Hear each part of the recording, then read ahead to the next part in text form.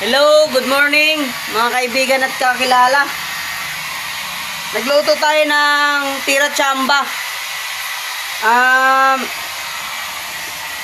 Nilagyan natin ng lemongrass.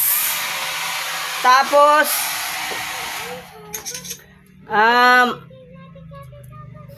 okrang buo.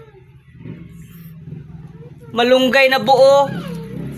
Tapos siyempre, alagbati, hindi nagpapahuli yan. Alagbating buo. Tapos, may noodles. Ayan, noodles.